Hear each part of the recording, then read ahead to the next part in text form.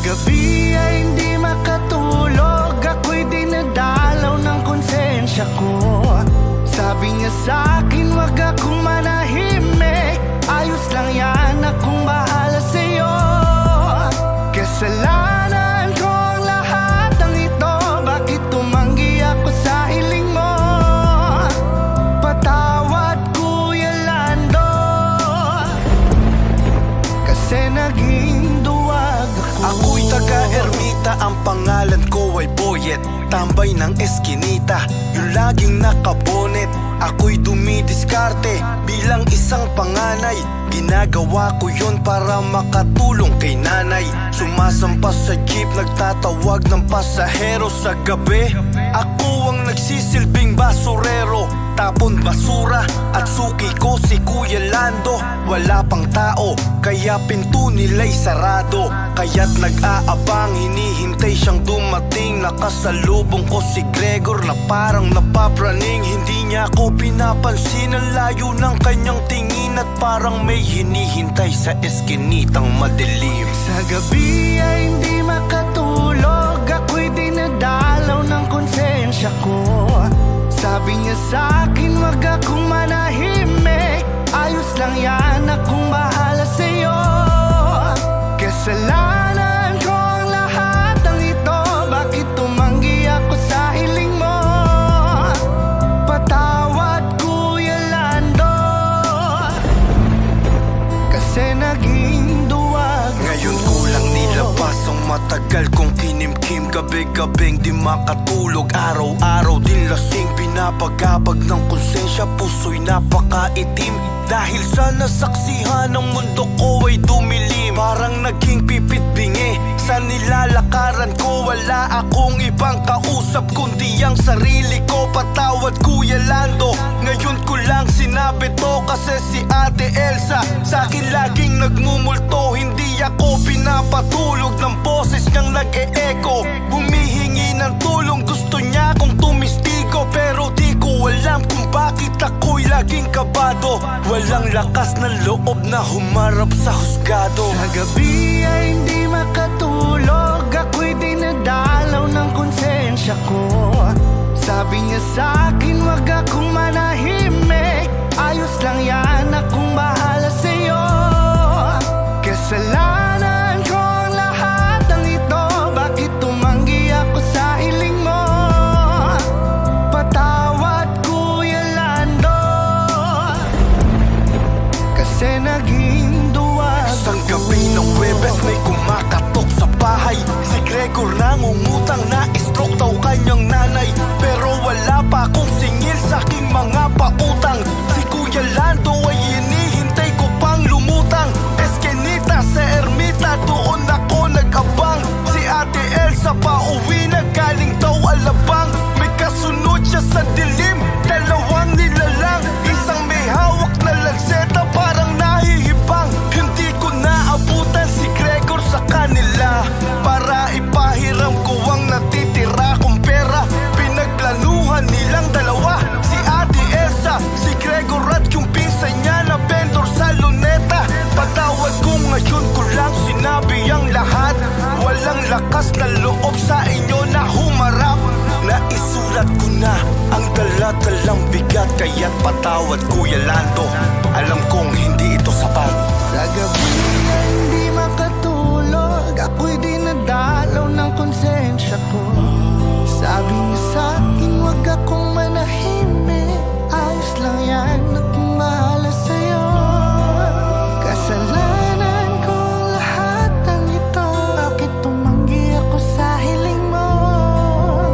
Patawad Kuya Lando, kasi naging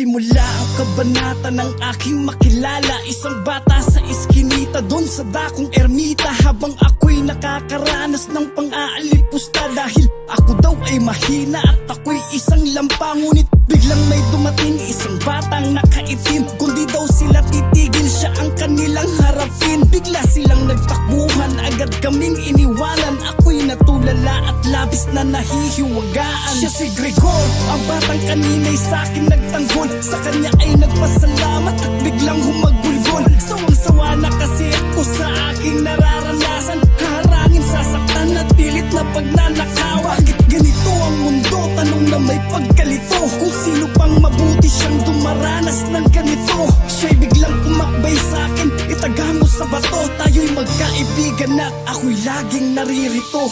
Huwag kang mabahala, ako mag-aalis sa dilim. Di ka pababayaan, ika'y aalalayan. Huwag kang magtatanim ng galit at magtatanong kung bakit ko nagawa ito.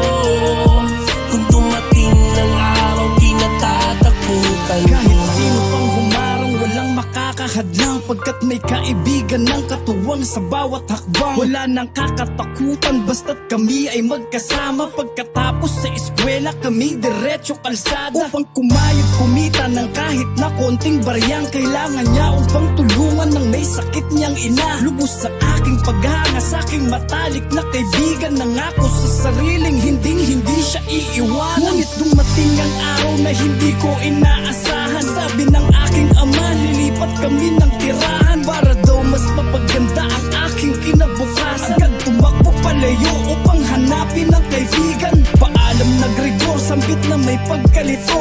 Di kita gustong iwanan, patawarin mo ako. Tanggapin mo tong lanseta na regalo ko sa'yo. Upang sa'king paglisan ay maaalala mo ako. Huwag kang mabahala, ako mag-aalis sa dilim. Di ka pababayaan, ika'y aalalayan. Huwag kang magtatanim ng galit at magtatanong kung bakit ko nagawa ito. Kung dumating ng araw, di natatakutan ko. Isang gabi ng Huwebes, handa na sa unang araw. Nagtrabaho bilang pulis, kabako'y umaapaw. Upang aking pagsilbihan, minamahal kong bayan. Nang biglang may dumating na ulat, isang kaguluhan. Eskinita sa ermita habang kami rumuronda. Isang lalaking balisa, buhat ang dugoan niyang nobya. Ang salarin nakilala sa ebidensyang nakuha. Siya ang matalik kong kaibigan, di makapaniwala. Mabigat man sa damdamin, arestuhin si Gregor. Ngunit sa krimeng ginawa, di ko pagtatanggol. Bakit po, sabay ng luhang lumabas. Kaibigan kong matalik, naligaw na ng landas. Alam kong masama ka na sa mata ng marami. Ngunit mabuti kaya ng alam ko sa sarili. Nasa labas ng selda mo at paulit-ulit sinasambit ang isang napakalungkot na awit. At ang sabi, patawarin mo, Gregor, di ko to ginusto. Sa mga poses sa iyong kamay, bakit ako maglalagay sa kasalanang nagawa? Alam kong di mo sinasadya. Pasensya na ko, kaibigan ko. Huwag kang mabahala, ako mag-aalis sa dilim. Di ka pababayaan, ika'y aalalayan. Huwag kang magtatanim ng galit at magtatanong kung bakit ko nagawa ito. Kung dumating ng araw, di natatakutan ko.